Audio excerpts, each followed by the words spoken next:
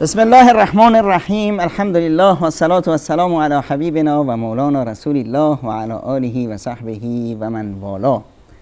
برنامه سفره دل هست و مراسم ازدواج و استاد بزرگوارمون سلیمانی عزیز در ولیمه که هفته گذشته بود تشریف نداشتند. بینندگان هم خیلی دلخور ما رو در طی هفته گذشته خیلی ابراز محبت کردند و شوق برای دیدار دیگه استاد. به هر حال میزبان این برنامه استاد سلیمانی نباشند دیگه خیلی بادم بر میخوره. حق دارید، حق شما هم ادا شد. ما هم از جناب استاد بزرگوار سلیمانی با وجود کسالتی که داشتن خواهش کردیم، تمنا کردیم که ایشون تشریف بیارن، حتی اگر سر سفره دل همچنین فقط بشینن، نه چیزی میل بفرمایند نه حرفی بزنن.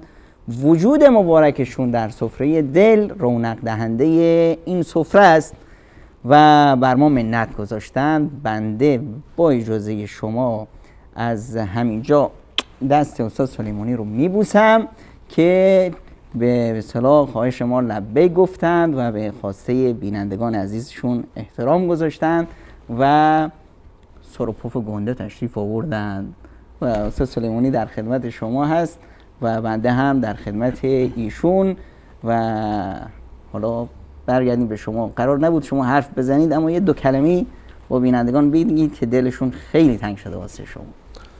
بسم الله الرحمن الرحیم. اللهم صل علی محمد و علی آل محمد کما صلیت علی ابراهیم و علی آل ابراهیم انک حمید مجید و بارک علی محمد و علی آل محمد کما بارکت علی ابراهیم و علی آل ابراهیم انک حمید مجید. عرض سلام دارم و ادب و احترام و تشکر فراوان از ابراز همدلی همه شما خوبان و سروران و به لطف الله متعال و منت الله متعال و دعای شما نازنینان الحمدلله که بار دیگر این توفیق نصیب راه بنده شد تا به همراه شما عزیزان باشیم بعد از مقداری فاصله کوتاه در روزهای گذشته و عادت کردیم به هر حال تیکه های جناب دکتر و تعابیر جناب دکتر و به هر حال همیشه این کارهای جناب دکتر و مقدمه چینی های به هر حال غیر پیشبینی، غیر قابل پیشبینی جناب دکتر بار اولشون نیست و حالا اگر قصد دارن که من صحبت نکنم در این برنامه و جناب دکتر خب خودتون اگر میخواید صحبت بکنید من برم، بحث دیگری است، اگر نمیخواید من باشم. اما الحمدلله که کسالت برطرف شد. به هر حال آزمایش الهی بود و الحمدلله که به فضل الله متعال و حمد الله متعال راضی هستیم و الحمدلله تا عزیزانی بس بینندگان هستند ما دلگرمیم به دعای خیر این عزیزان و شما سروران. در برنامه گذشته اگر همراه سفره دل بودید که حتما بوده اید درباره ولیمه صحبت شد. در ولیمه بنده و برخی از شما بینندگان عزیز حضور نداشتیم، اما در مراسم عروسی که برنامه امشب ماست به همراه شما عزیزان گرد هم آمدیم تا اجابت کنیم دعوت جناب دکتر رو در این مراسم عروسی. یعنی موضوع برنامه امشب ما مراسم عروسی به همراه شما عزیزان در پی برنامه‌های گذشته و در مسیر برنامه‌هایی که در ابتدا درباره ازدواج و خواستگاری و مراحل اولیه داشتیم به موضوع مراسم ازدواج رسیدیم. یک صحبت‌هایی در برنامه گذشته مطرح شد و سرور عزیزم جناب استاد امام الدین رحیمی عزیز زحمتش رو به عهده داشتن به همراه جناب دکتر و مباحثی مطرح شد و تکمیل اون مباحث رو انشاءالله باز در برنامه امروز در خدمت شما عزیزان و سروران خواهیم بود در مراسم عروسی. جناب دکتر ابتدای سخن با شما. بسم الله و الصلاة و السلام علی حبیبی و مولای رسول الله. حقیقتش خیلی لطف کردید که تشریف آوردید. به هر حال سفره دل هست و مراسم ازدواج. ما البته خوشحالم می شدیم که شما رو در ولیمه می داشتیم. جالب اینجاست که این لبیک‌گویی شما منو بیاد اون حدیث پیامبر اکرم صلی الله علیه و سلم میندازه که تشویق میکردن در مراسم عروسی مشارکت کنیم. و میفرمودند که کسی که دعوت شد به مراسم عروسی و نرفت فقط عصی الله و رسوله، معصیت خدا و رسولش رو انجام داد. که این همه به اصطلاح تأکید شده است که به اصطلاح در شادی یک برادر مسلمون شریک باشی، همسایه، دوستی، عزیزی شادی و خوشحالی داره. مشارکت در غم و شادی مؤمنان یه عبادت بزرگ هست که برخی از علما حتی این حضور در مراسم رو واجب میدونند، شما باید برید، مگر این که یک عذر خاصی داشته باشید، مثل عذر شما در غیبتتون در ولیمه. ولیمه شما تنهایی نوش جان کردید. ولیمه که ما تنها بودیم و به اصطلاح از گلومون پایین نرفت، چون شما دیدم نبودید. چطور ماشاءالله از گلوتون پایین نرفت. بعد خدمت شما عرض شه حتی صحابه بزرگواری چون حضرت ابن عمر اگر روز هم می بودن دعوت می شدن می رفتن، تو روزه رو می نشه، روز دیگه هم گرفت. اما این روزی که به اصطلاح یک مؤمنی برنامه‌ای داره، شاد است و خوشحال میشه که شما به اصطلاح قدم رنجه فرمایید و برید به اصطلاح در محفل حضور داشته باشید، خب این یک چیز بسیار مهمی هست. جناب دکتر از آداب مراسم عروسی آغاز کردید، پس اجازه بدید همین موضوع رو بیشتر درباره‌اش صحبت بکنیم. پس از آداب مراسم عروسی این هست اگر دعوت شدیم ما از آدابش البته بگم یکی اینه که همین رفتی یه چای واسه شما بریزن. خب اینو بذارید من بذارید که من این دفعه چای بریزم که شما اگر ریختنی می‌بودید تا حالا ریخته بودید. شما اگه گذاشتید من حرف بزنم که باز چای بریزم. حالا یه چای بزنید حالا که حرف نزدید. اول برنامه رو شما آغاز کردید دیگه، باز اون لیمو هم اونجا گذاشتن. خوب لیمو بذارم واسهتون. شما لیمو برای خودتون میل برای شما خیلی مفید هست، چون که یه مقداری همین گلوی مبارکتون صافتر بشه. از آداب ازدواج تا جناب دکتر این چایی رو تموم کنن امشب، خدا خیر بکنن تا آخرین برنامه جناب دکتر چه نقشه‌ای برای من کشیدن و احمد جان پچ‌پچایی داشتن قبل از برنامه. همیشه من وقتی داخل استودیو میبینم که احمد و جناب دکتر یک پچ‌پچایی با هم در گوشی دارن احساس خطر میکنم. و از آداب و مراسم عروسی برای اینکه ما تشخیص بدیم و بفهمیم که اون مراسم عروسی که ما دعوت میشیم بهش، حالا چه مال خود ما هست چه مال دیگران هست، تا چه حدی از این مراسم و تا چه به هر حال محدوده شرعی هست و فراتر از اون غیر شرعی است، تا ما وظیفه خودمون رو در قبال این مراسم بهتر بدونیم، لازم هست که ما با این آداب آشنا بشیم. آنچه که در چارچوب شرع مطرح شده و میرسیم باز به موضوع بحث منکرات و آنچه که نباید ما مشارکت بکنیم. جناب دکتر اشاره فرمودن که از آداب اولیه این هست که دعوت بشیم برای اینکه یک کمی ناخوش احوال هم باشیم. وقتی که تشریف آوردین چایی هم آماده شد بعد چیکار باید بکنیم؟ مهم اینه که به اصطلاح دعوت که شدیم دعوت رو لبیک بگیم، چون که به اصطلاح اصلا اصولا اسلام دین شادی است و از غم و اندوه و حزن و اینجور چیزا بعدش میاد. اصلا در به اصطلاح آیات قرآن کریم میبینیم که خداوند متعال ذکر میکنه که به اصطلاح خداوند میخواد که اندوه و حزنی بر مؤمنان نباشه. الا ان اولیاء الله لا خوف علیهم ولا هم یحزنون. مسائلی که باعث میشه که به اصطلاح باعث غم و اندوه بشه چی هست؟ یک دورنگری از آینده پریشان که ما شاید اینطور بشه شاید اونطور بشه فلان، یا که اینو اصلا خداوند متعال در تعالیم قرآنی به ما یاد میدن که آینده برای خودش خدایی داره، آینده برای انسان مؤمن مضمون است و ما دورنگر آیندهمون به بهشت هست، به آخرت هست. در مسیر دید من از الان تا آخرت این دنیایی که میاد جلوی رو، حالا 100 سال هم باشه، هیچ اصلا به نظر نمیاد. كأنهم يوم يرون لم يلبثوا إلا عشية أو ضحاها أو ساعة يتعارفون بينهم. یا انگار که یک جلسه بود، یک نیم ساعتی با هم نشستیم و رد شدیم رسیدیم به آخرت. اینقدر محدودیتش بسیار کم هست. قضیه دوم قضیه فقر هست که میترسیم که نکنه فلان باشه. این اصلا وسوسه فقر از مؤمن زدوده شده از ابتدای کار. چرا؟ شیطان یعدکم الفقر، این فقر رو ترسوندن از فقر کار شیطان هست. مؤمن تو بحر این اصلا نیست. چرا؟ چون که خدایی داره.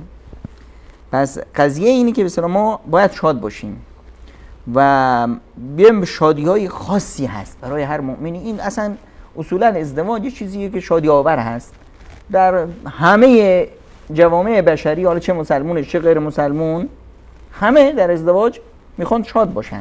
اصلا نماد شادی است مراسم ازدواج.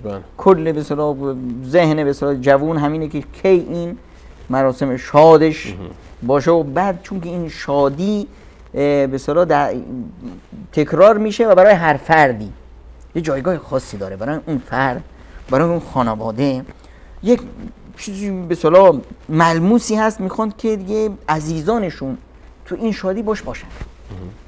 هر نوع غیبتی از این شادی، تخلفی فلان نیومد، چشمگیر هست.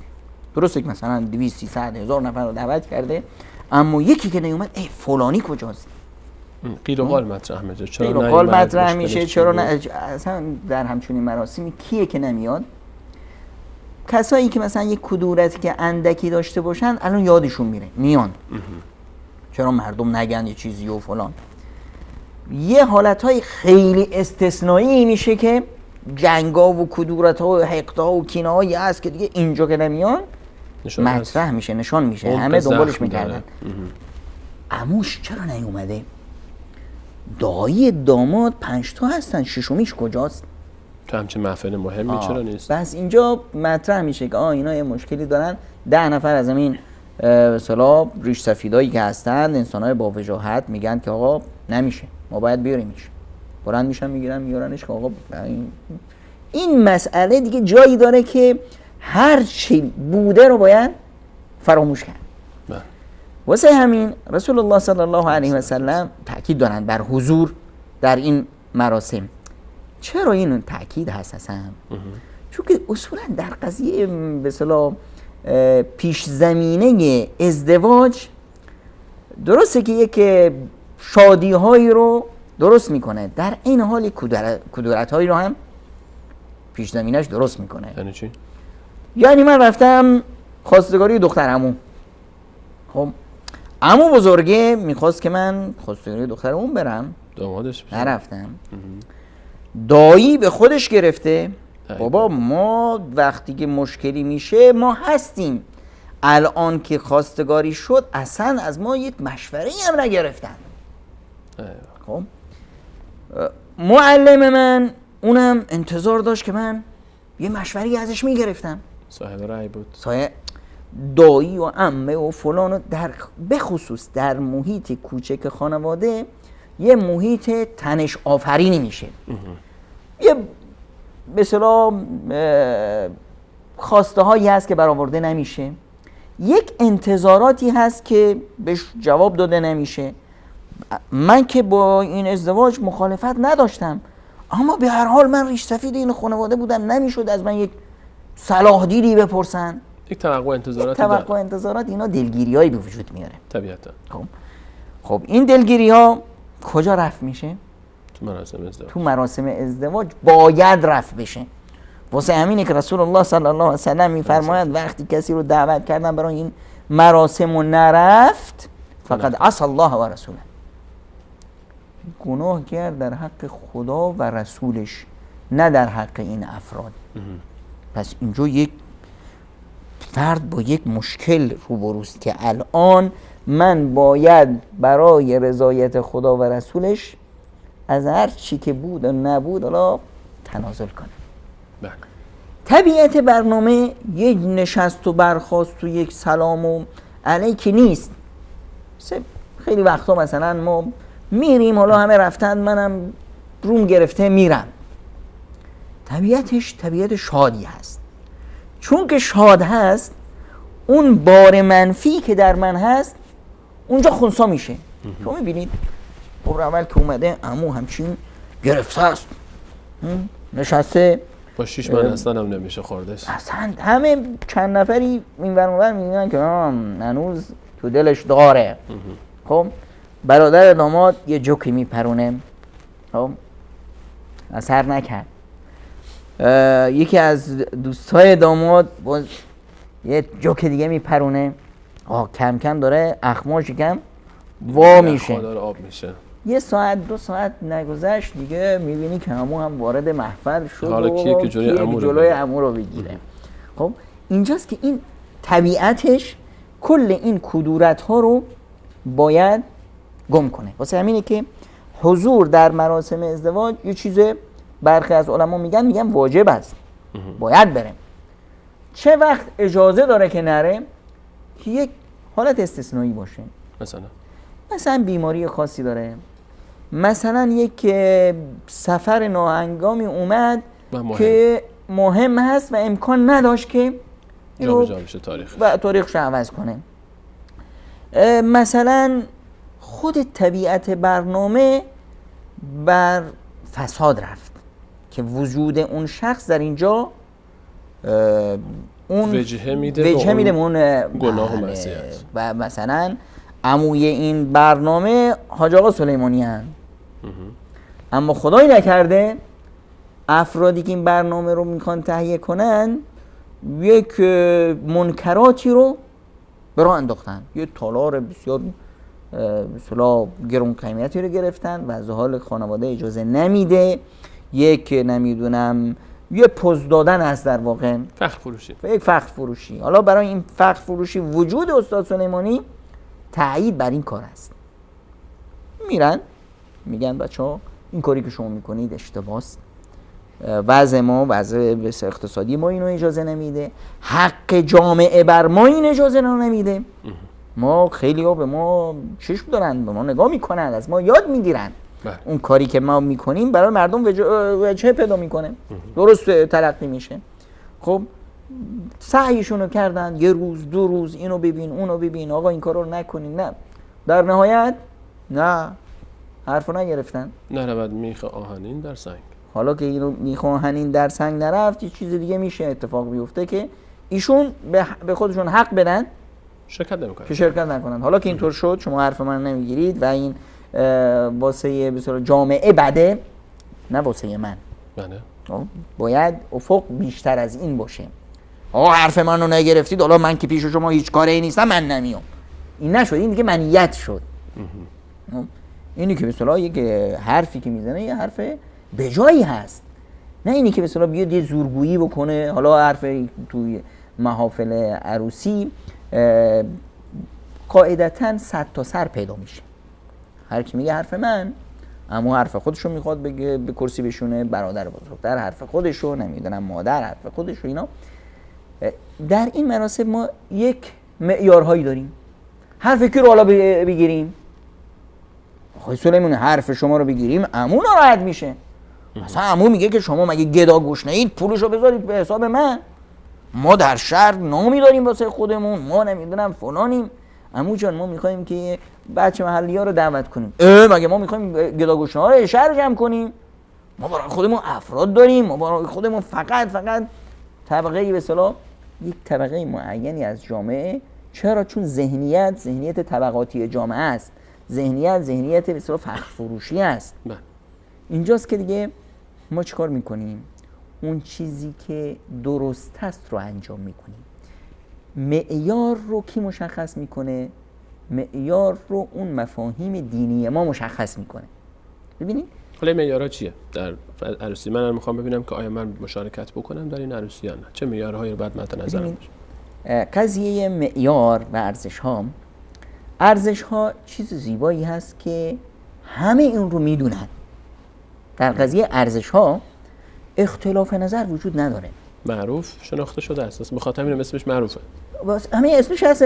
ببین امر به معروف، امر به چیز شناخته شده در بین مردم، یعنی چیزی که همه از ته دل خودشون باور دارن. حتی همون عمویی که با شما در افتاده چی میگه؟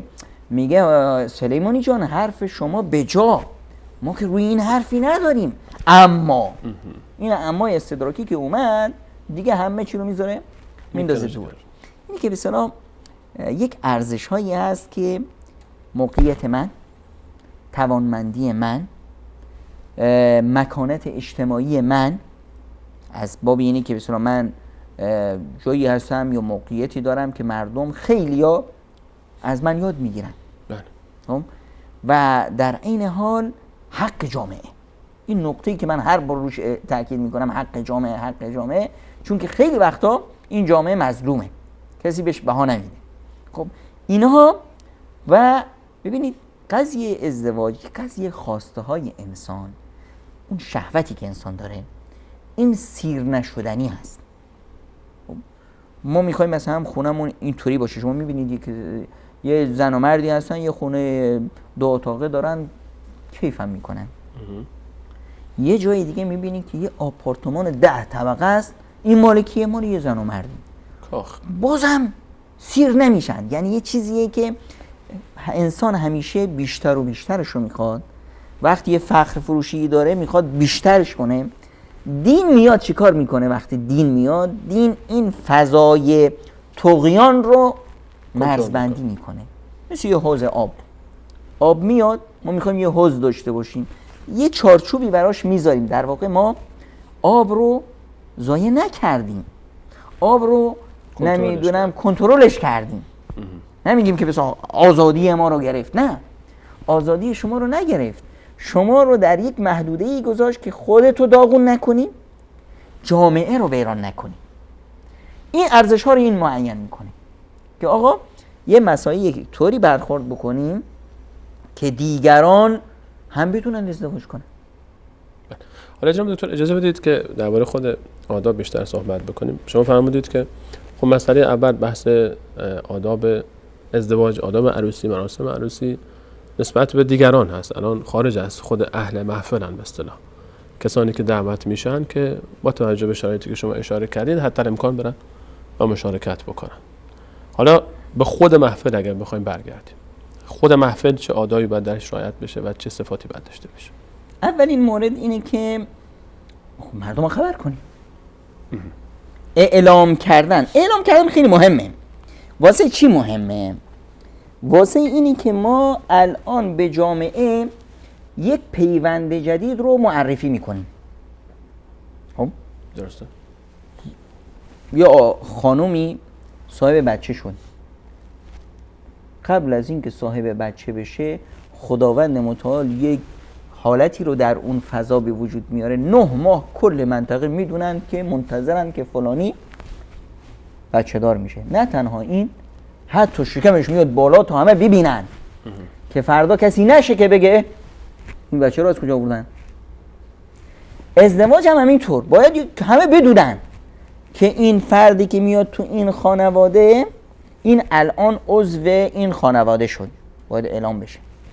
چطوری اعلام کنیم؟ اعلام رو باید مردم بدونن. حالا چطور اعلام میکنیم؟ یکی از روش های اعلام همین است که مثلا بعضی از عزیزان میان خونهشون رو چند تا نمیدونم چراغ قوه روش آویزون میکنن، چند تا لامپ و مامپی میزنن و نشون میدن که اینجا یک خبری هست. و واسه همینه که از آداب ازدواج هست که ازدواج باید تو خونه ها باشه، نه تو تالارا. فرقش چیه؟ فرقش اینه که تالاره، حالا مثلا شما هر وقت میری توی رستوران شلوغه دیگه، این شلوغ بودن رستوران دلیل گشنه بودن شکم هاست، دلیل این نیست که اینجا یک حفلی برنامه یه چیزی هست.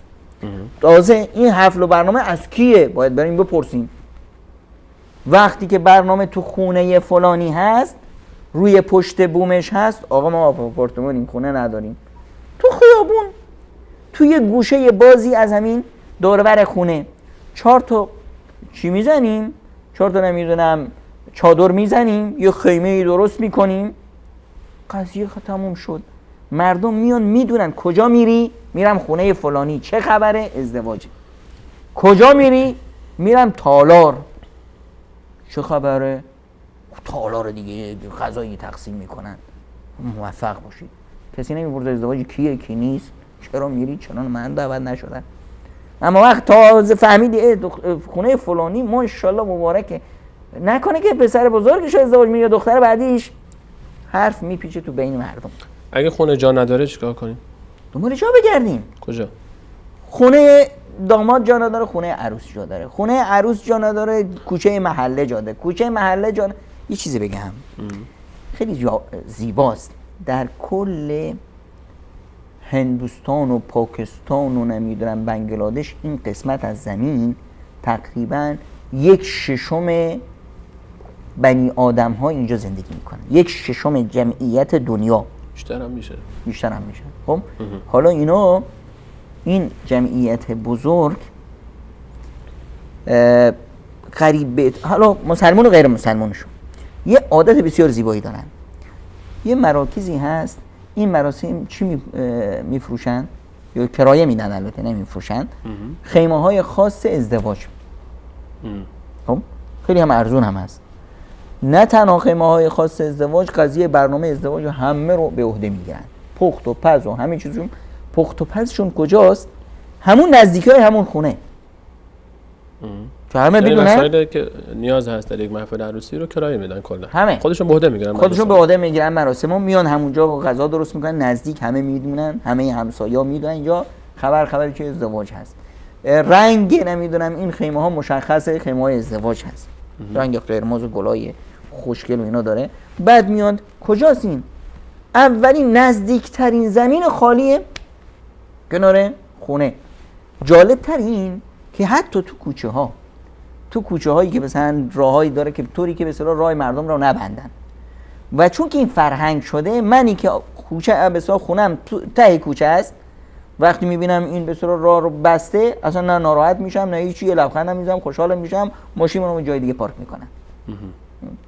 به هر حال این حکایت همش 2-3 ساعته. فردا نوبت منم میرسه.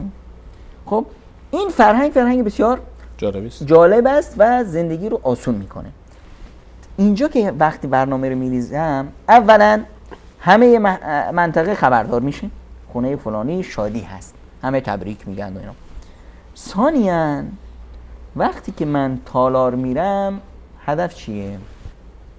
میرم یه تالار دبش انتخاب میکنم، بعد از اون به اون قیمتی پولی که برای کرایه تالار دادم، به همون قیمت افراد رو میخوام. کسی که به اون قیمت اونطوری میتونه بپوشه، اونطوری مثلا میتونه بیاد خودشو برسونه، چون که تالار خارج شهره، بس دیگه هیچ یکی که وسیله نقلیه نداره رو دعوت نخواهم کرد.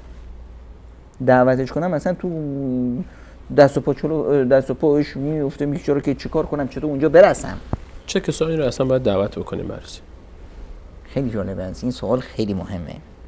اولین کسانی که در عروسی دعوت میشن همسایه هستن.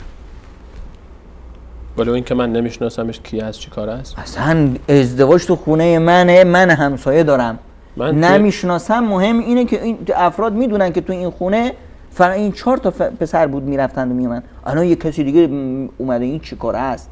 من توی آپارتمانی زندگی میکنم که اصلا نمیدونم تو این طبقه تا حالا پایین کی داره زندگی میکنه. بهترین فرصت پس چطور من همسایه‌مو نشناسم؟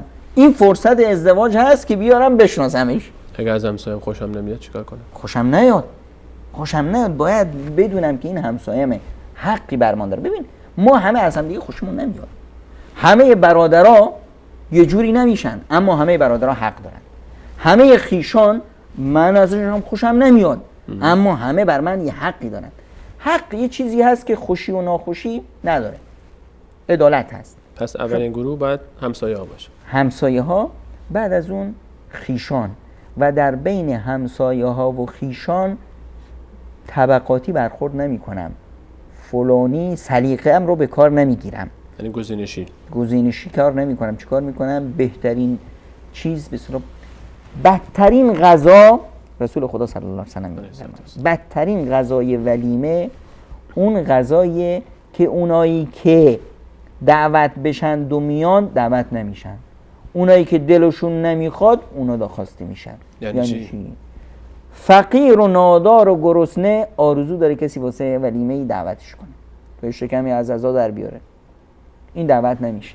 چرا؟ فقیره. کلاسش به محفل من نمیخوره، کلاسو که محفل من پس این کلاس کارو خراب کرد. مگه ما نمیگیم که محفل ازدواجی که از بهترین عبادات هست؟ امام ابن قیم جوزی میفرمایند که برخی نکاح ها از 100 سال عبادت بهتره. از 100 سال عبادت یه نکاح میتونه با ارزش تر باشه. پس وقتی که من عبادتی رو میخوام اینجا انجام بدم دیگه با مردم گزینشی برخورد نمی کنم، بلکه تو ذهنم میذارم که همین فقیر فقرا وقتی بیان تو زندگی من برکت با اینا میاد. انسانهای افتاده، انسانهایی که اینها مصدر به اصطلاح برکت الهی هستند. حضرت علی رضی الله عنه وقتی میرفتن حج میرفتن برای طواف خانه خدا، میدیدن یه انسان افتاده فقیر نمیدونم پیرمردی میرفتن پشت سر این طواف میکردن، میگفتن که شما اینجا میگید هنا تنزل الرحمت، رحمت های الهی اینجا روی این انسان های افتاده فقیر نادار به اصطلاح مظلوم. خب و واسه همینه که پیامبر اکرم صلی الله علیه و سلم میفرمایند بدترین ولیمه اون ولیمه ایه که فقیران بهش دعوت نمیشن، فقط ثروتمندا رو دعوت میکنن. مثلا ثروتمند نمیخواد بیاد، وقتشو نداره، به کلاسش نمیخوره، نمیدونم تو میایی به صلاح اون رو به زور میاری. اون کسی که اگر شما فقط یه اشاره میکردیم، واسه همین برنامه ازدواج رو اگر ما در مسجد بذاریم سنت، یعنی ما بریم داخل مسجد محفل ازدواج بگیریم، داخل مسجد محفل ازدواج بگیریم، پیامبر خدا صلی الله علیه و سلم تشویق میکنه. مگه عزاست، مگه وقت محفل مرده است، مگه قرار نماز جنازه بخونیم، مگه قرار خیلی حرف بسیار بسیار به جایی میزنید. مسجد مگه جای شادی است؟ نه، مسجد جای عبادت هست، جای عزا نیست، جای شادی هست. همین نمازی که میگیم شادی آور هست. پیامبر خدا صلی الله علیه و سلم وقتی دلشون میگرفت گفتن ارحنا بها یا بلال، بلال جان یه 2 رکعت نماز بخونیم که همین دلمون وا بشه. پس مسجد جای عبادت هست و از بهترین عبادت ها چی هست؟ ازدواج. خب جناب دکتر داخل مسجد الان محفل ازدواج نمیشه رقصید، نمیشه موسیقی گوش کرد، نمیشه جوک گفت، نمیشه کسی رو مسخره کرد، نه نه نه نه، چطور میشه شادی دیگه؟ غم میشه دیگه. پیامبر خدا صلی الله علیه و سلم در حدیثی میفرمایند که اعلنوا هذا النکاح، برای این نکاح جار بزنید، همه باید بدونن که اینجا ازدواج میشه. گزینشی هم برخورد نکن. گزینش وقتی که اعلان شد یعنی چی؟ یعنی دیگه گزینشی نیست دیگه. هر کی اومد خوش اومد. مگه ما اذان نمیدیم؟ اذان چی میگیم؟ حی علی الصلاه، بیایید واسه نماز.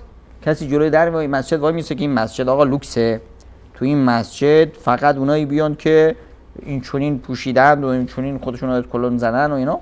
نه، همه میان.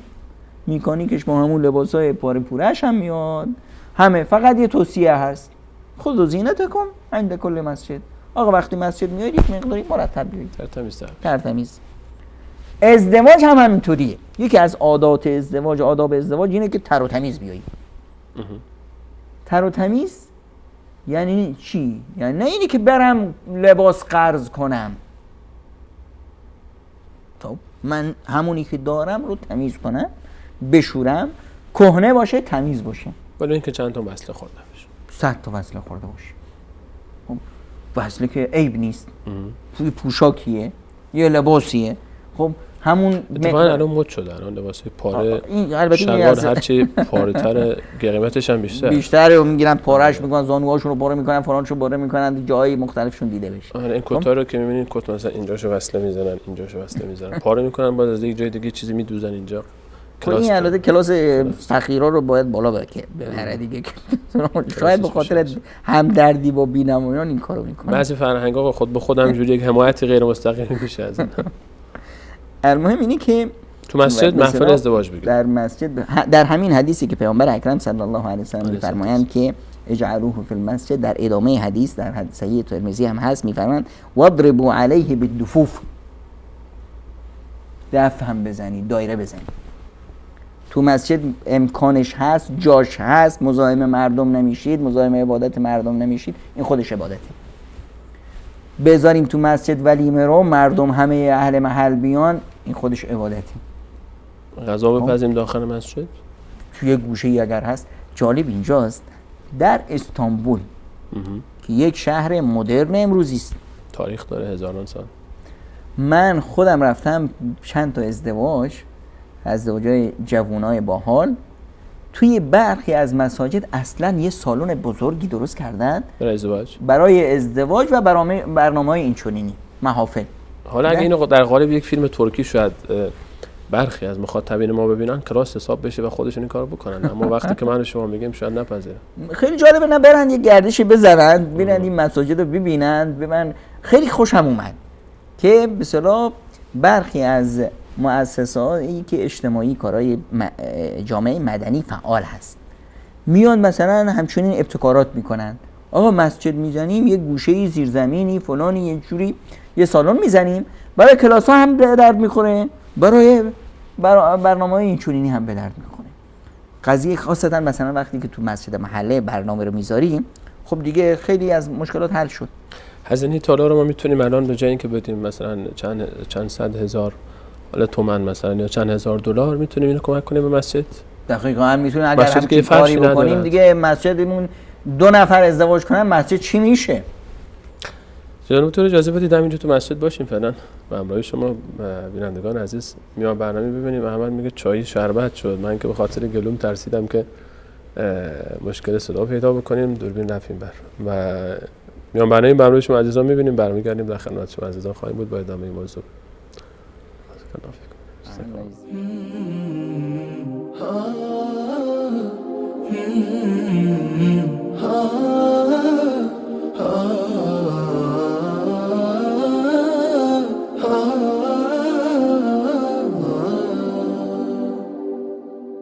هي زوجتي عنوانها عنواني وحبيبتي بستانها بستاني ورفيقة العمر الذي أيامه في بيتها أزكى من الريحان.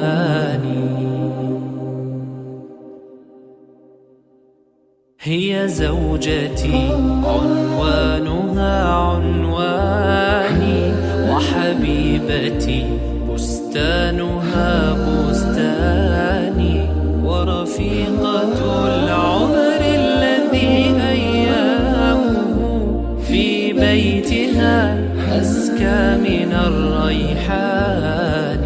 هي أم أبنائي وروضة مهجتي وشريكتي في الفرح والأحزان.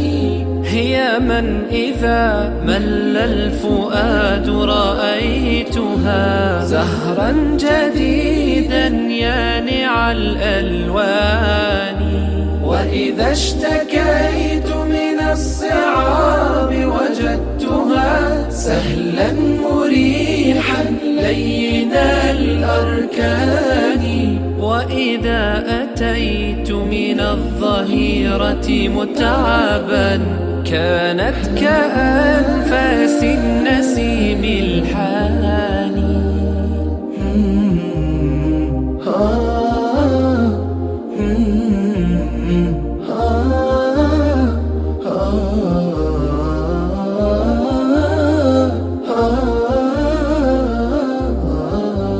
في وجهها أمل وملء عيونها هي نعمة الرحمن يا إخواني. نمشي على درب السلام وفي يدي يدها فتشعرني بكل أماني.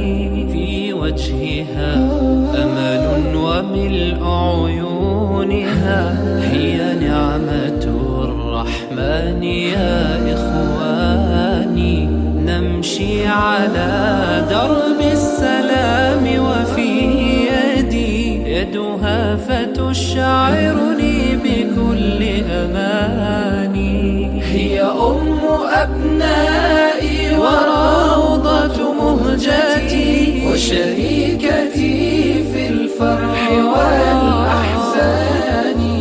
هي من إذا مل الفؤاد رأيتها زهرا جديدا يانع الألوان. وإذا اشتكيت من الصعاب وجدتها سهلا مريحا لين الأركان. وإذا أتيت من الظهيرة متعبا كانت كأنفاس النسيم الحاني. يا رب فاملأ بالمحبة بيتنا والود والإخلاص والإيمان.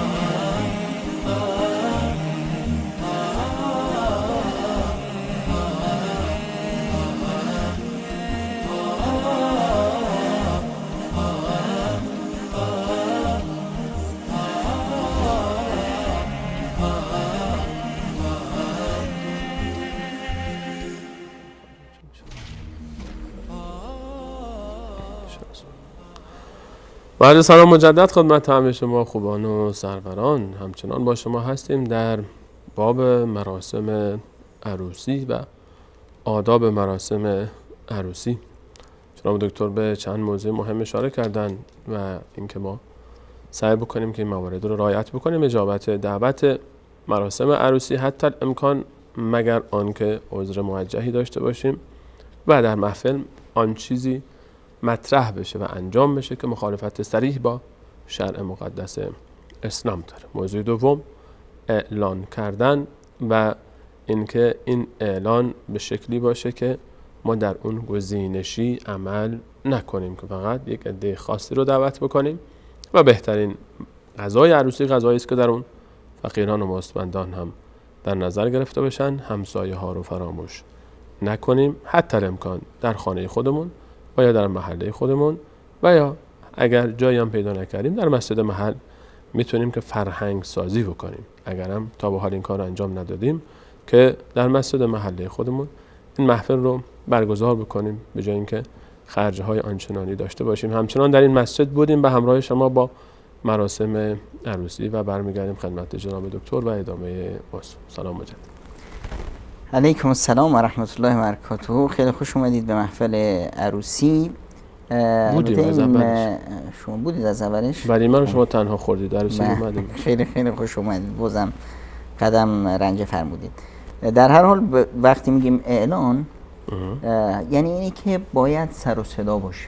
البته منظوری نیست که همسایه رو مریض و نمیدونم فلان اینو اذیتش کنیم، در حدی که مثلا عرف به ما اجازه میده.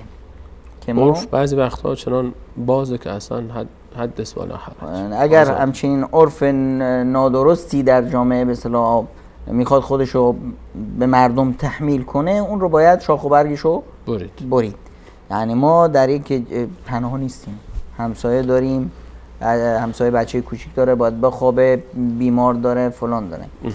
یعنی اینی که مردم بدونن که در اینجا محفل ازدواج هست، نه اینجا مثلا یه جلسه عمومی هست یا نمیدونم محفل عزاست.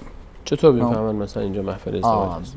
یکی از مسائلی که هست مثلا دف زدن، شعر خوندن، نمیدونم یک کسی خواننده خوبی، یکی از همین مهمونای عزیز یک سرود خوبی میخونه، همه کیف میکنن. عاشقان اشکال نداره. حالا عاشقانه در حد به اصطلاح که توش حرفای رکیک زشت نباشه، که ما الان توی محفل عروسی اینجا دختر خانم‌ها میشنوند و پسرها میشنوند، بزرگ هست کوچیک هست، یعنی چیزی که به اصطلاح اون رو مخالف اون حیا، حشمت، عفت جامعه نباشه. آهنگای درخواستی چی؟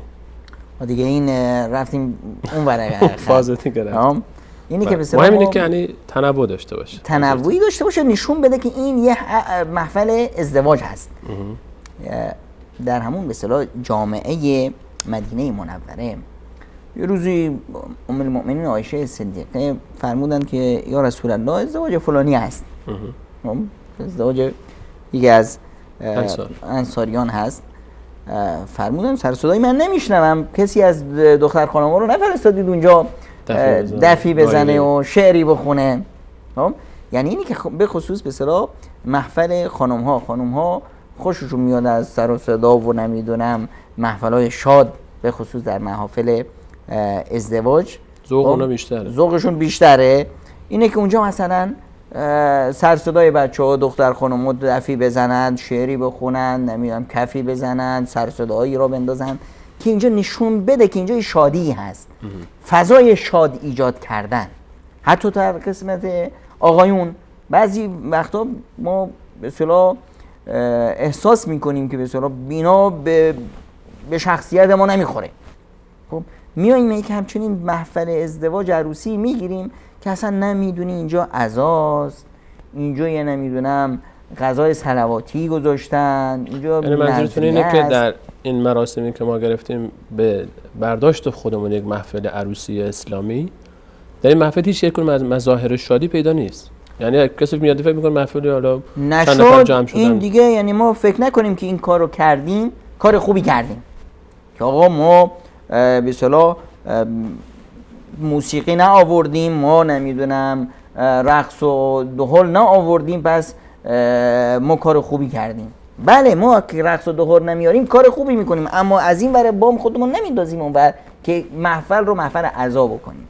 اگه همین محفل چند تا مثلا سخنران داشته باشه، جناب مولانا مجیب الرحمن انصاری، مولانا عبدالقدوس دهقان، جناب دکتر نور محمد عمرا، 5-6 تا مهمان پشت سر هم یکی پس از دیگری صحبت بکنن مثلا. خب بعدش آخرش هم بیاد استاد شیخ دهقان هم بفرمایند و اقیم الصلات. این خطبه روز جمعه بود، حالا وقت نکردیم، حالا شب جمعه شد. این که نشد. ما وقتی که حتی بد نیست که اونجا یه برنامه‌ای باشه که یه عزیزی از شعرهای دوست داشتنی رو بیاریم که یه فرهنگ سازی کنیم.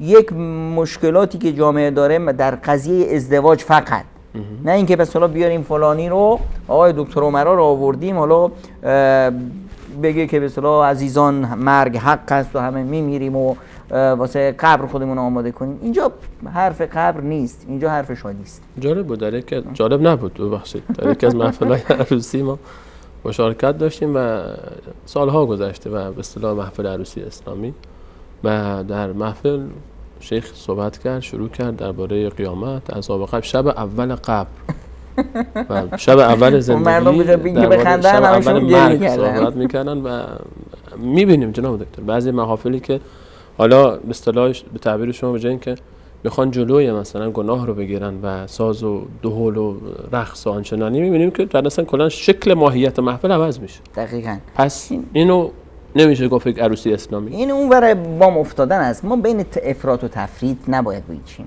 ما وسط باید بگیم. خب اینجا محفل چی هست؟ محفل شادی هست. باید شادی ابراز بشه. چطور؟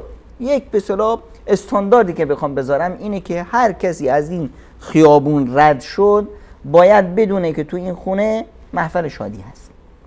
مگه ما محفل عزامون رو مردم نمیدونن؟ خب چطور این شادی؟ حالا شما گفتید مثلا یک نمونه از شعر خوندن، خب یک نمونه دیگه مثلا یک کسی بریم جوک بگه، مثلا جوک بگن، بخندن. باید این محفل خنده باشه، محفل به اصطلاح شاد باشه. حتی اصلا یکی از آداب بسیار مهمی که در به اصطلاح ازدواج ما میگیم، آقا ازدواج نرو مگر اینکه گرفتی همین به اصطلاح لباتو کش دادی لبخند میزنی، زیپ لباتو وا کن وقتی میخوای بری ازدواج. همه باید لبخند بزنن، همه باید ابراز شادی کنند، لباس درست و حسابی که دارند بپوشند، خب عطری بزنند، همه بوی عطرشون منطقه رو بگیره. چه اشکال داره؟ همه چیز. این شادی، این خنده مثلا تا چه حد باید بشه؟ از اول محفل تا آخر محفل ما فقط جوک بگیم و بخندیم؟ از اول محفل تا آخر محفل باید ما شاد باشیم. باید شاد بودن معنیش چیه جناب دکتر؟ یعنی اینی که دیگه نیاییم به اصطلاح از محفل رو که به اصطلاح یه محفل شاد هست، یک عروسی هست، این رو نکنیم عذاب، این رو نکنیم. خب بین افرادی که میان همه مگه با هم خوبند و عاشق چیش هم دیگه‌اند؟ نه، خیلی هاشون با هم دیگه مشکل دارن، با هم دیگه دعوا دارن. اینجا جای انتقام گرفتن نیست، جای مطرح کردن یک اختلافی بین من و شما روی مسئله خرید و فروشی هست، اینجا جاش نیست. اینو بذاریم برای فردا پس فردا که بسیار تو دکان به هم دیگه رو میبینیم. هر چیزی جای خودش رو داره. اینجا که اومدیم حتی اگر یک عزیزی رو آوردیم که مثلا دو کلمه نصیحت بکنه، خب نصیحت چی میکنه؟ نصیحت این میکنه که آقا ولخرجی نکنید، آقا ازدواج رو برای جوونا ساده کنید. همون مثلا شیخی که آوردیم دو تا کلمه خوب هم بزنه، دو تا جوک هم تعریف کنه، مردم هم بخندن، که نشون بدیم که اینجا قضیه شادی هست. او در فرهنگ ما فقط همین جوکای زن و مردا و نمیدونم آقا به همسرش اینو گفت و همسرش اونو گفت و اون قوم مسخره کردن این قوم و اون قوم. ما اینجا نیومدیم که همدیگه رو بزنیم. اونجا اومدیم که شوخیامون هم باید سالم باشه. شوخی که هم میکنیم، ببینید شوخی معناش این نیست که مثلا ما فحش بدیم، هرچی از دهنمون در رفت دیگه ازدواج در رفته باشه.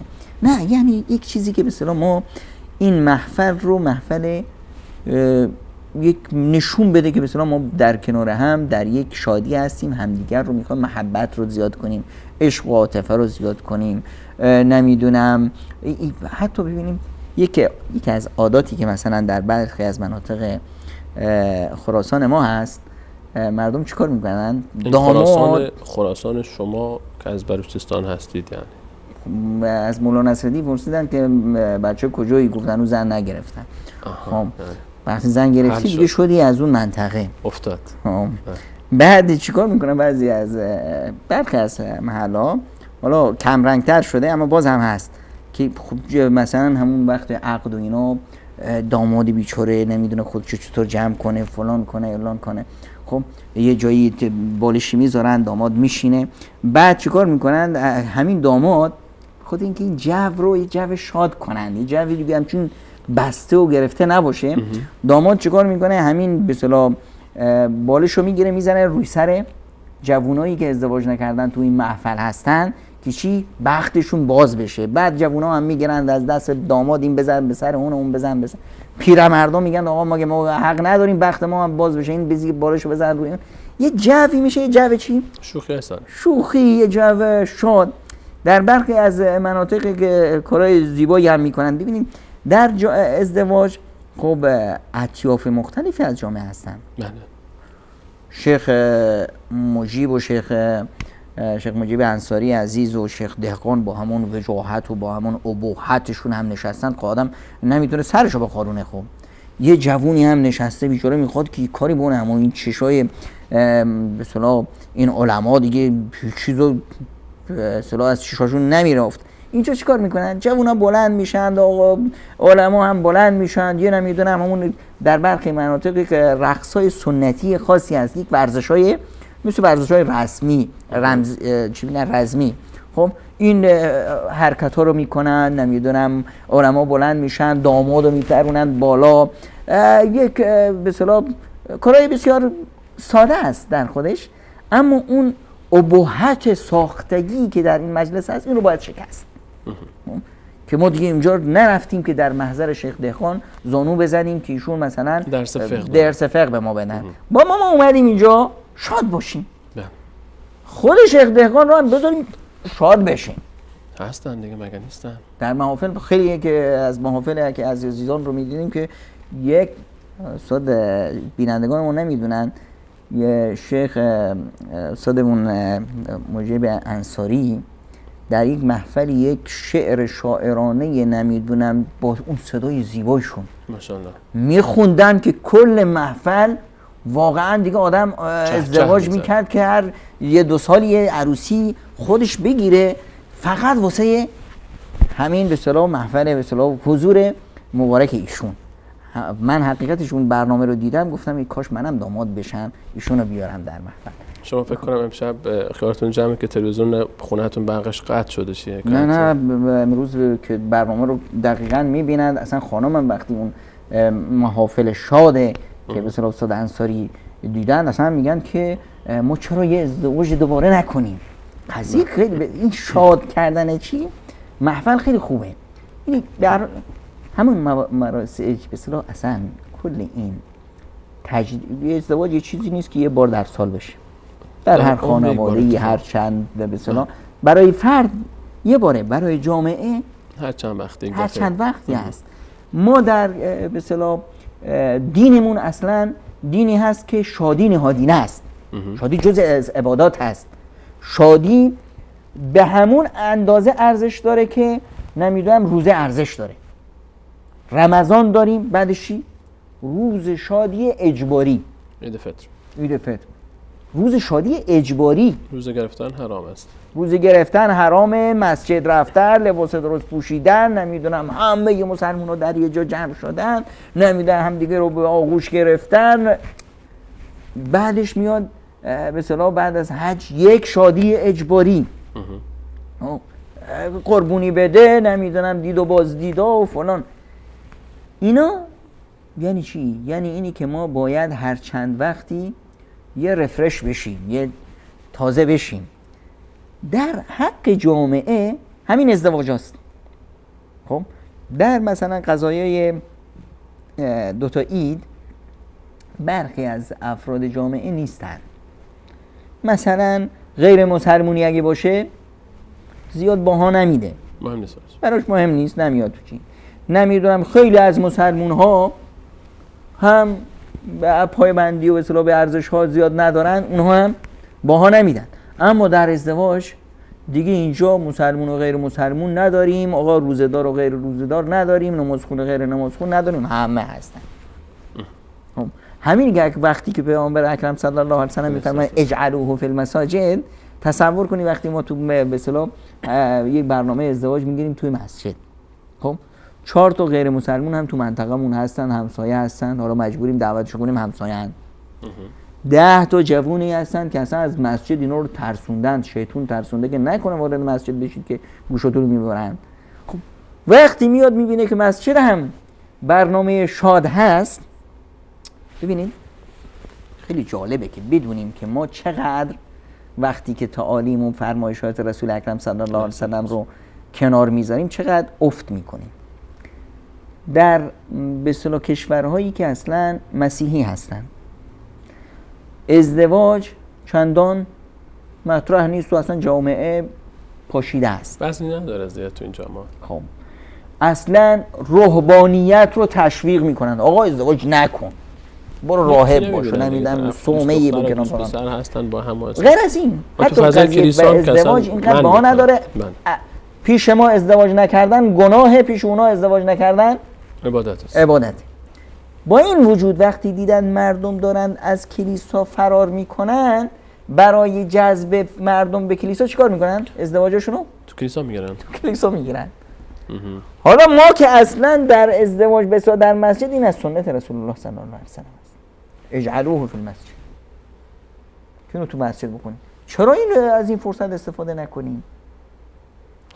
شاد کردن خوبه، اعلام کردن وقتی میگیم یعنی همین. نه تنها دعوت دادن که دیگه یک چیز عمومی باید باشه.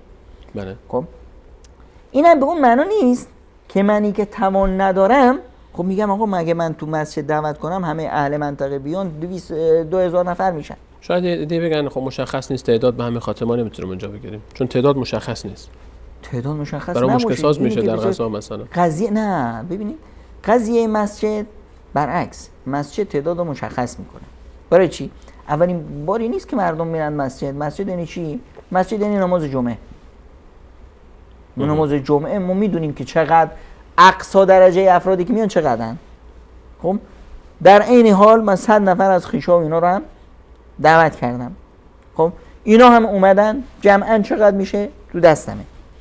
یه مورد دیگه هم هست که قبلا هم ازدواج کردیم. خب خود اینجا مطرح میشه که خب ولیمه پس چه کار شد؟ من که اینقدر توانایی ندارم. خب قرار نشد که شما وقتی تو مسجد برنامه میذاری 100 دون غذا بری، اون غذایی رو بده که در توان هست. قرار نشد که اصلا این برنامه رو تنها شما بگیرید.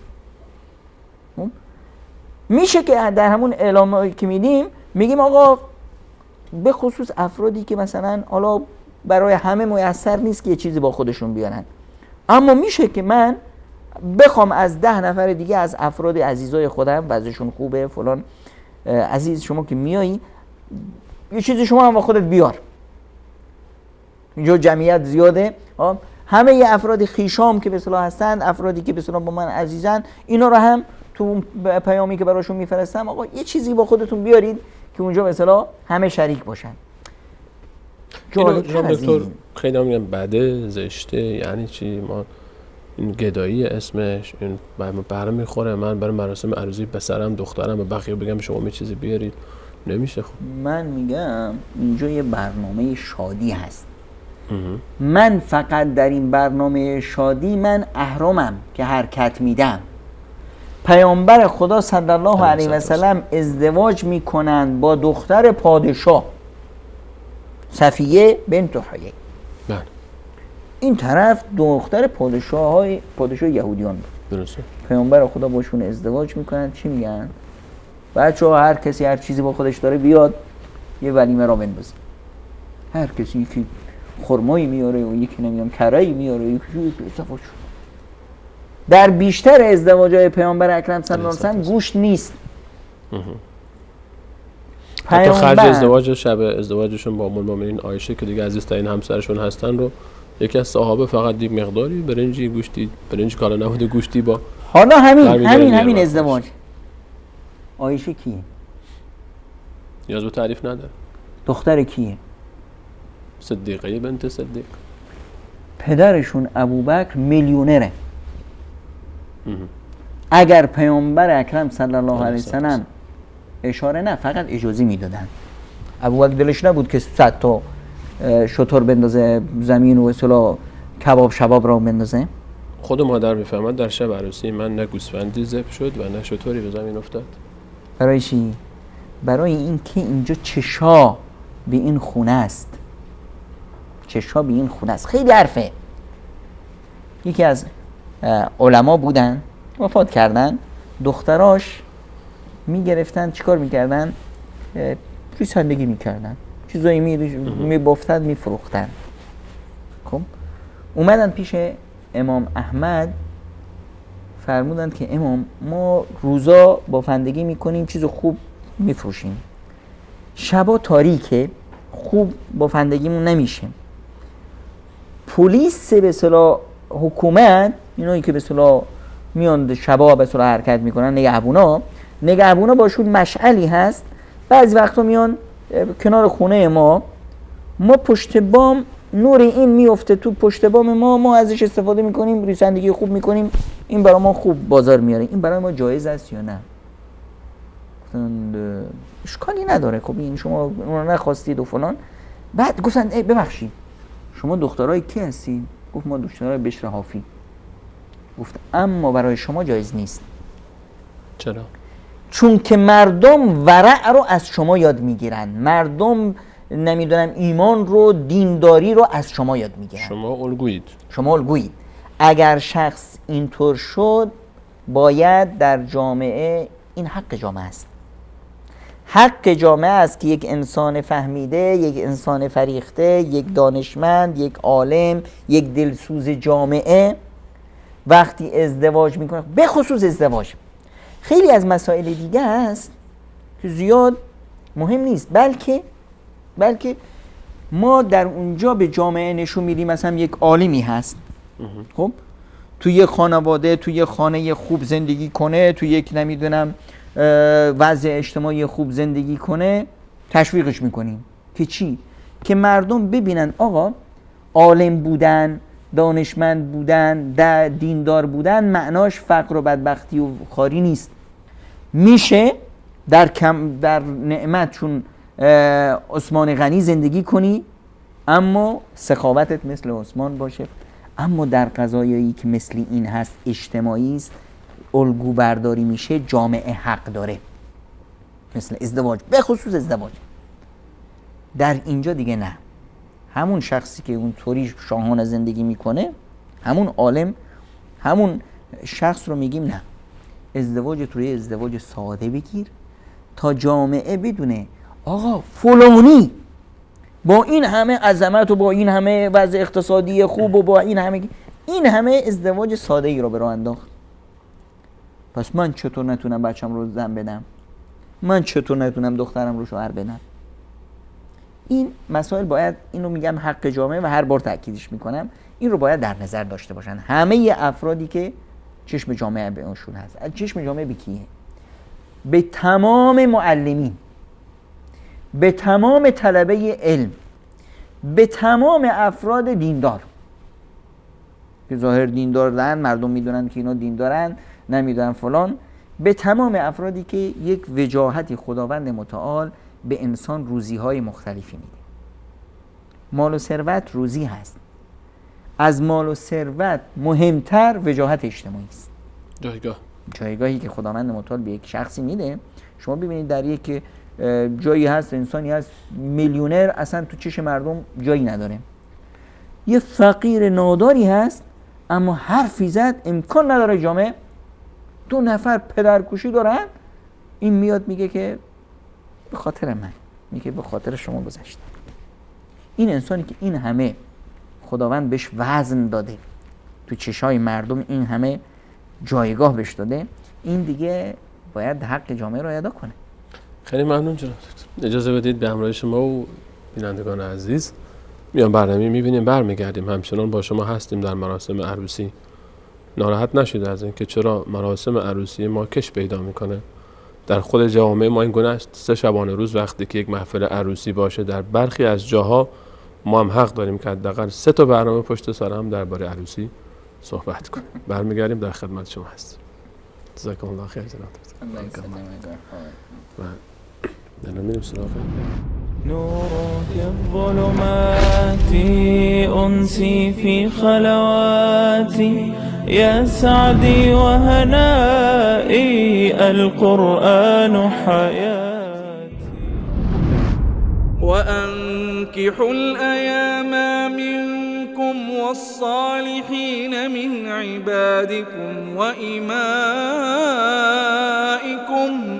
إن يكونوا فقراء يغنيهم الله من فضله والله واسع عليم.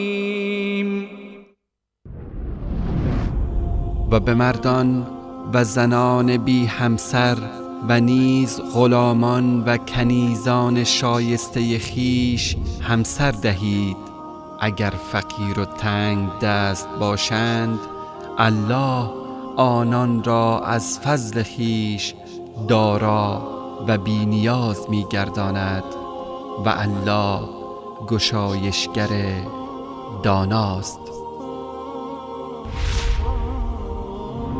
نور في الظلمات أنسي في خلواتي يا سعدي وهنائي القرآن حياتي.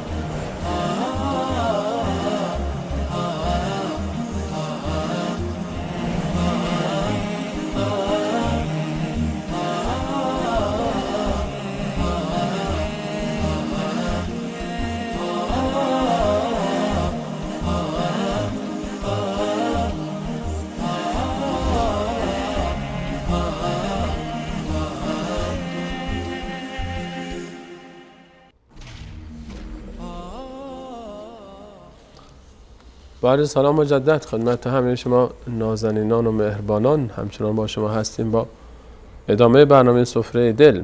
اجازه بدید برنامه بعدی رو اختصاص بدیم به موضوع منکرات عروسی ها. حرف داریم برای گفتن.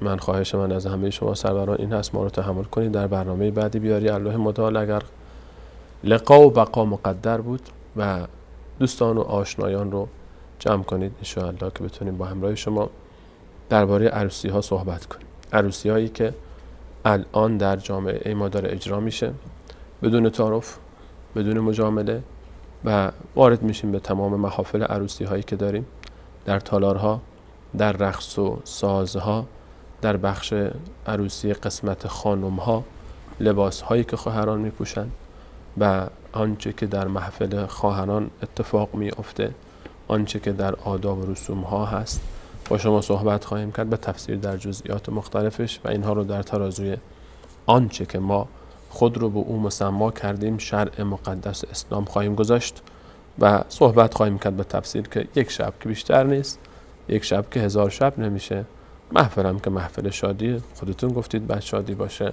محفل عزا که نیست. حالا 4 نفری دست و پاشون رو کج کردن، مقداری ورزش کردن، چه ضربه‌ای میخوره صحبت خواهیم کرد انشالله در این باب به تفصیل با شما عزیزان درباره منکرات عروسی ها در برنامه بعد بیاری الله متعال. اجازه بدید که وقت متبقی و باقی مانده از این برنامه را اختصاص بدیم به پاسخ به سوالات شما عزیزان در موضوعات مطرح شده برنامه سفره دل و آنچه که دلواپسی ها و دلنگرانی های شما سروران هست.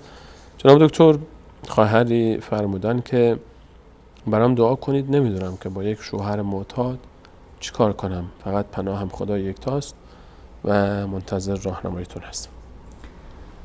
من به این خواهر عزیز و به همه عزیزانی که خداوند متعال یک آزمایشی با یک آزمایش اونا رو مبتلا کرده یه نقطه رو یادآور بشم. ببینید در زندگی ما یک مشکلاتی به وجود میاد، اما زندگی همش مشکلات نیست.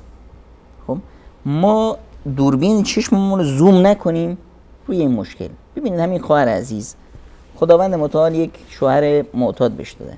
خب در این حال مثلا فرزند دارن، مثلا پدر و مادر دارن، مثلا خانواده دارن، هیچی ندارن، شوهر دارن. خب خیلی ها آرزو دارن یه شوهر لال کور معتادی هم گیرشون بیاد که چی؟ که یک سرپناهی داشته باشن. شوهر چی هست؟ شوهر لباس انسان هست. در جامعه الان شما به عنوان یک زن شوهردار شناخته میشید. حالا این شوهر چیه؟ لباس کثیفیه اما لباس هست. خب الان من چی کار کنم؟ مشکل تحمل است جناب دکتر. تحملش برای مشکله و شما وقتی که اجر میخوای اجری به صلاح الکی هم نمیاد. من الان باید بدونم که یک شوهر، ببینید این معتاد مشکلش هست. معتاد ما یادمون میره که این بیمار هست. ما معتاد رو به عنوان یک انسانی میشناسیم که یک گناهکاری است که گناه نابخشودنی داره. ما این گناهکار نیستیم. یه طرفای خودبینی داریم و یه تحقیری برای اون. اینه که مشکل رو خیلی حاد میکنه. خب اینجا من اگر همین به اصطلاح خیلی ها هستن که شوهر دارن شل شدن، شوهر دارن مشکلات دیگه دارن، من الان چون این خانم با امثال این خواهر عزیز ما چی کار میکنن؟ در واقع به شوهرش نگاه نمیکنه به قدر اینی که به چشای مردم نگاه میکنه که چشای مردم به من چطور نگاه میکنن. این در زیر فشار چشای مردم بیشتر داره له میشه تا در زیر مثلا مشکلی که باش روبرو هست. یه شوهر است معتاده، یعنی مریضه. من چه کار میکنم؟ خب یه بابا این قبل از این که معتاد جونجونی تو بود، چرا الان که معتاده در پی حلی براش نیستیم؟ راه حلی پیدا کن تا در توانت هست، سعی کن این رو از این به اصطلاح از این وضعی که هست بیرون بیایی. بیشتر معتادات قریب به اتفاق تو وقتی عقلشون سر جاش هست بیشتر از وضع خودش ناراحت. کدوم معتاده که خوشحال؟ در یک وضعی بسیار در یک فلاکتی هست. حالا تا میتونی به هر صورتی که میتونی اینو از اینجا نجاتش بده. یعنی میفهمید که این خواهرمون مثل یک پرستاری که به هر وظیفه نگهداری از یک بیماری در بیمارستان بهش سپرده میشه با همون صبر و احترام و تلاش و ما که از همه خواهران پرستارمون داریم میبینیم، خدا حفظشون بکنه، یعنی اینجوری برخورد کنم بهشون. دقیقاً یعنی پرستار تو به اصطلاح بیمارستان چه بلایی سرش میارن؟ یه طرف دیوونه است میزنه سینی، اما میبینیم که پرستار چیکار میکنه؟ لبخند میزنه. یه بیمار هست، با این بیمار کمکش کن. چی چه کار میخوای بکنم؟ کمکش کن. بیشتر از این چی؟ یعنی الان ببین یک فضایی از کسب اجر و پاداش از خداوند متعال برای شما خواهر عزیز مهیا شده. فضای بدی هست، سخته، مشکلات داره، همه اینا جای خودش، اما به اندازه همین سختی و همین مشکلات این بردباری شما همین قدر پیش خداوند متعال با ارزشه. اجرش رو خواهید گرفت و پیش خداوند عزیز خواهی شد. تنها موردی که باید بیش اصلاً بها ندی حرفای مردم هر چی میخوان بگن. شما رو خداوند متعال 2 گوش داده، یکی واسه این شنیدنه، یکی واسه بیرون ریختن. هر چی مردم میگن اصلا بهش بها نده. شوهرته، بد خوبه شوهرته، راه رسیدن به بهشتته، ازش استفاده کن و اصلاحش کن. ممنون از شما. بیننده دیگری از برادران مهاجر ساکن ایران فرمودن که من در ایران کار میکنم، پدر و مادرم منو زن دادن بی خبر من، خوش به حالش. چی کار باید بکنم؟ ایشون ظاهرا ناخوش به حاله الان. برادر عزیز، این چیزی که شما رو اذیت کرده زن دادن نیست. این چیزی که شما رو اذیت کرده، شما فکر میکنید آزادی شما از شما سلب شده. خب شاید ایشون نمیخواد اونو. اینی که مثلا الان چی کار باید بکنیم؟ اولا باید بدونی که پدر و مادرت این کار رو کردن از چه بابی کردن؟ دشمنی دارن بود؟ خیر بوده. نیتشون خیر بودش، خوبی شما رو میخواند فران. شما باید این خوبی خواستن اونها رو قدردانی کنی. کسی اومد میخواست سر شما رو ببوسه، یه تکون خورد سرش خورد به پیشونیتون، الان دعوا میکنید یا دیگه تشکر میکنید؟ خب اینا خواستن برای شما یک کار خیری بکنن، الان شما احساس میکنید آزادی شما سلب شده، ناراحتی. چه کار باید کرد؟ اینجاست که اول اینی که به پدر و مادرت بفهمونی با اسلوب درست، با روش زیبا، با صداقت، نه دروغ و به اصطلاح نقش بازی کردن، نه، با صداقت بهشون بفهمونی که این اختیارشون دلیل به اصطلاح شما احترام دارید براشون، برای این اختیارشون فلان. بعد از اون برو، حق شماست که این دختر رو ببینی، برو ببینش. شاید تا اول همین که دیدیش دیگه باز دست و پای پدر مادر تو ببوسی که چه اختیار مناسبی بود. شما هنوز ندیدی، از دور هارت و پورت رو انداختی، برو نزدیک. اگر رفتید و نپسندید الان چه کار میکنی؟ باز جایگاه پدر مادر جایگاه خودش هست. الان دیگه شما و زیرکید که چطور به پدر مادرت بدون اینکه دلشون رو بشکنی بفهمونی که این سوژه مناسبی واسط نیست. اما اگر این در قوم ایشون که تعصبات زیاد باشه، هرگز نتونه که جدا بشه از خانمش، چه کار باید بکنه؟ ببینید تا الان ازدواجی صورت نگرفته. این گونه است جناب دکتر. ما شناخت داریم به هر حال مخصوصا تو افغانستان این هست که وقتی به نام هم شدن دیگه امکان نداره طرف اینو از کنار خودش دور بکنه، بمیره و زنده بشه بعد باش زندگی. یک به اصطلاح رسم و رسوماتی هست که قابل شکستن هست. اگر من تونستم این رسم و رسومات رو قبل از ازدواج بشکنم، مبارک. اگر نتونستم، این جرأت رو ندارم که این رسم و رسومات رو بشکنم، این توانمندی رو ندارم، به اصطلاح وضع خانوادگی من اینطوری به من تحمیل کرده و من هم نمیتونم از این. الان من دارم ازدواج میکنم با اختیار خودم، با توجه با این به اصطلاح رسم و رسومات و ظروفی که برای من هست، با این ویژگی‌هایی که من دارم ازدواج میکنم. من دارم الان ازدواج یعنی چی؟ یعنی دارم پیمان نامه، عهدنامه امضا میکنم با خدام که من این دختر رو خوشبختش میکنم. به زور به من دادن، نمیدونم فلان، این قبل از این حکایت بود. تونستی به زور دادن، خب نمیگرفتی. نه آقا به زور دادن اما نتونستم نگیرم، پس گرفتی. اینجا دیگه حق نداری که بعد از اون چی هست؟ یادت باشه بعد از اون این پدر و مادر تو رو بزرگ کردن، به این مرحله رسوندن. این مادر بد، خوب، عصبانی، خوشت میاد نمیاد، زیر پاش بهشت توه. میخوایی بسم الله داخل شو، نمیخوایی سرتو بزن به دیوار. پدرت چیه؟ پدرت بزرگترین دروازه بهشته. خوشت میاد نمیاد همینه. میخوای داخل بهشت بشی بفرما. پس این یه آزمایش الهی است. شما الان قبل از این تونستی با 1000 ترفند، با خوبی، با اخلاق، با رفتار، نمیدونم استفاده از اهرم‌های اجتماعی، عمو جان و دایی جان و قربونت برم و فلان و این قضیه رو حلش کنی، کردی. حلش نکردی، اومدی این پیمان نامه ازدواج رو امضا کردی. از ابتدای ازدواج وظیفت اینه که این طرف رو خوشبختش کنی. و همچنین از دختر خانم دقیقا همین معادله هست. قبول کردی، نشستی پای سفره عقد، از اینجا دیگه حکایت تموم شد. الان دیگه باید دنبال خوبی های اون بگردم تا عاشقش بشم. انشاءالله. سوالات، نظرات اینجاست. سوالات، نظرات، پیشنهادات و انتقاداتتون رو حتما با ما در میان بگذارید با شماره هایی که زنویس میشه برای شما عزیزان، از طریق واتساپ، از طریق تلگرام یا از طریق پیامگیر ما SMS و همچنین پیامگیر صوتی، از طریق ایمیل، صفحه فیسبوک برنامه سفره دل تا در برنامه مطرح بشه. خواهر دیگری فرمودن جناب دکتر که من شوهرم به من فحش و ناسزا میگه، به طوری که از بس دوستش دارم نمیتونم بهش پشت کنم ولی دلم نسبت به اون سرد شده. به نظر شما آیا من گناه میکنم که باش هم بستر نمیشم؟ این که دیگه خیلی بد شد. آخرش تلخ شد. اول خیلی خوشم اومد. اول من و این خانم اینقدر تو چشم بزرگ شد که به بزرگی و عظمت کی؟ حضرت صدیق رضی الله عنه.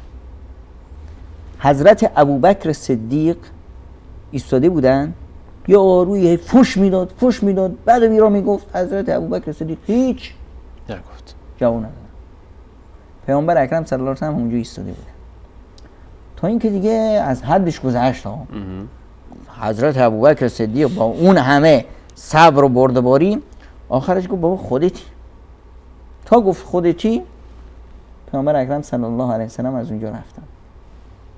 حضرت دیدن که بابا وقتی به من ظلم میشد پیامبر بودن، الان که من دارم از خودم دفاع میکنم پیامبر رفتن. یا رسول الله چی شد؟ ناراحت شدید؟ فرمودن وقتی که اون بد و بیرا میگفت، خب اینجا به شما خداوند اجر و پاداش میداد، رحمت الهی اینجا نازل میشد.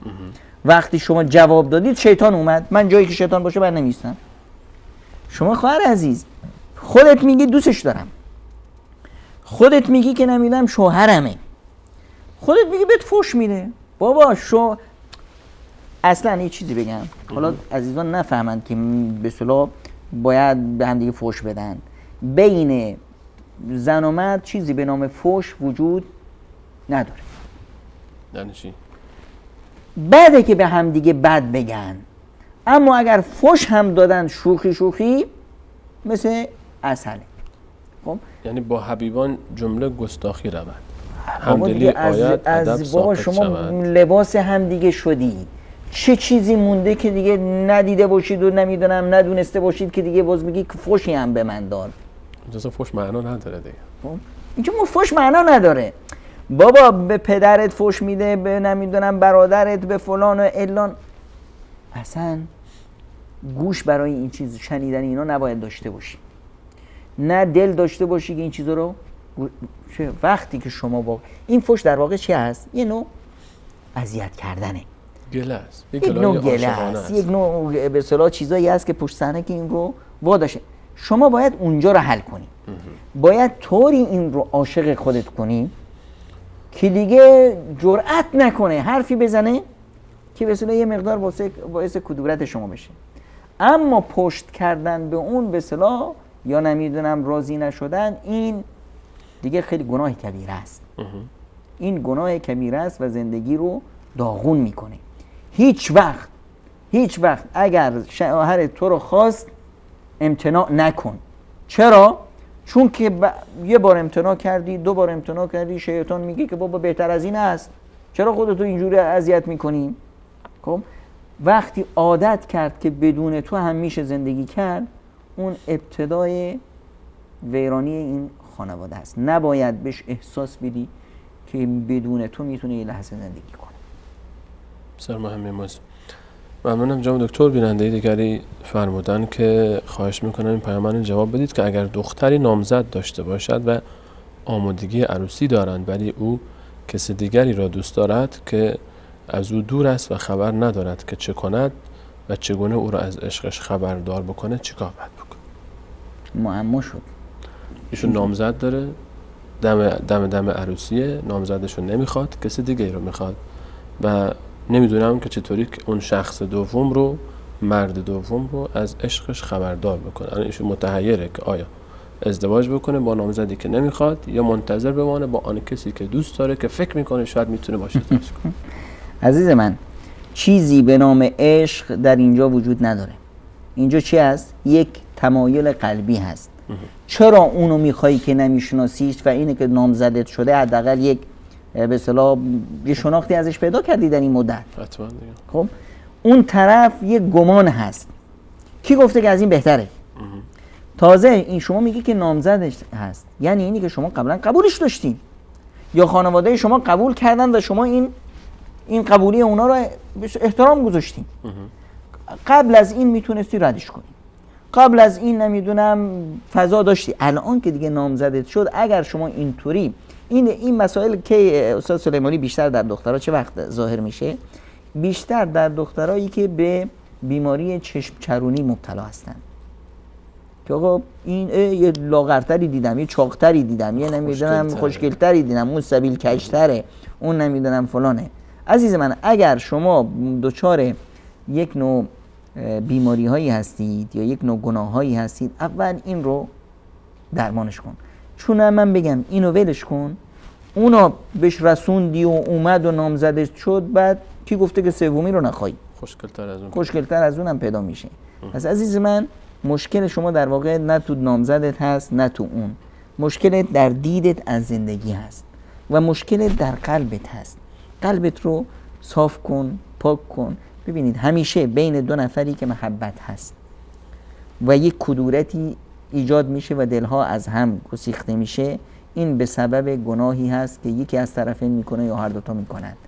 دلاشون رو پاک کنن، صافکاری کنن، صیقل بدن، بعد از اون میبینن که زندگی خیلی زیبا و خوشگل میشه. احمد جان، اجازه بده سوال آخر هم مطرح بکنیم گرچه وقت پایان رسید.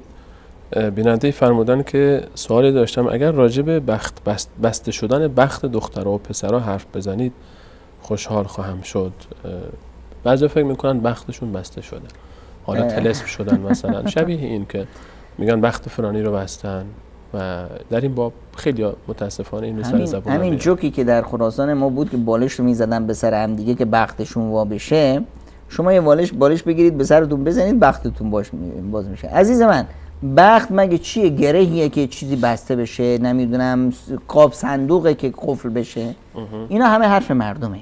حرف مردم رو بها ندید، بختتون باز هست. راه حل ازدواج و راه حل رسیدن به روزی الهی. روزی رو خدا میده، قفلش دست خداست، کلیدش هم دست خداست، دست مردم نیست. خداوند هم به اصطلاح حرف مردم رو نمیگیره که بخت تو رو ببنده. و من یتق الله یجعل له مخرجا.